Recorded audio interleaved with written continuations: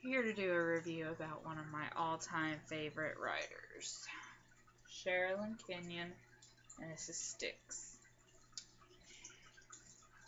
I was completely thrilled to buy this book. Honestly, though, I was a little bit apprehensive because she had a previous book and it was pretty long, but this is her longest book to date. It's roughly 836 pages. Um, when novels get to be this big, sometimes you find that there is too much blah blah blah and not enough action to keep it going. And it just drags on and on and on and on. And it's a horrible reading experience. With Styxx, I was pleasantly surprised. I've never seen a book of this massive scale be so good since Harry Potter. Um, which is what got me reading in the first place. But this one, honestly, I read it in one day. I stayed up for hours on end just to finish reading it.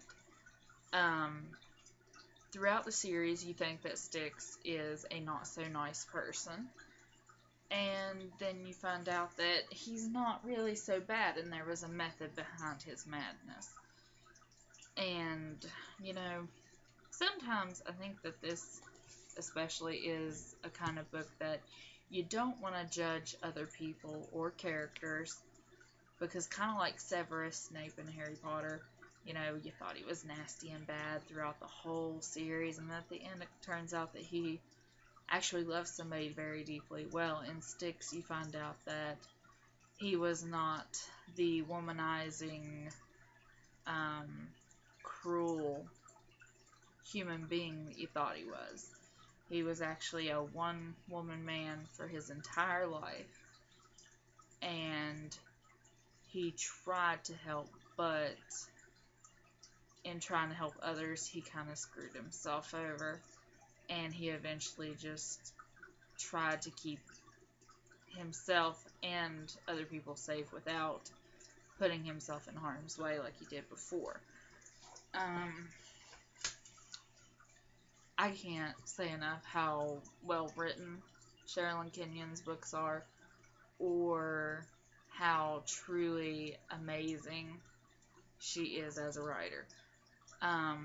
Also, I've watched several of her interviews because sometimes I like to watch the authors themselves and not just their works to see how they treat their fans. And I can honestly say I have never seen a clip where Sherrilynn Kenyon got the least bit rude. I have seen some where she has an amazing sense of humor and she's quite funny. But there's nothing I hate more than a writer who thinks that they've gotten so far above that they're like, oh, well, this is what I like, so this is what's best.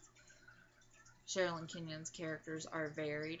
Some are supermodels, and some are like Bride. She's a little on the heavy side, and yet she still gets the man of her dreams. So I really like her characters. And then you have some that are completely normal in their habits, like Tori. She was a completely normal person, average. And then there is the Gothics in there, and then you have these warrior dudes. You've got several. There is something in these books for everybody, so you really should check it out. I believe that the first one was called Fantasy Lover, and it gets better as you read. And they all do tie in together, but they're all different couples, so. But this one has been my favorite to date. Well, my second favorite, because Bride's story is always really, really close to my heart, because we wear the same pants size, and it's nice to know that not all the characters in a book are super pretty, skinny models.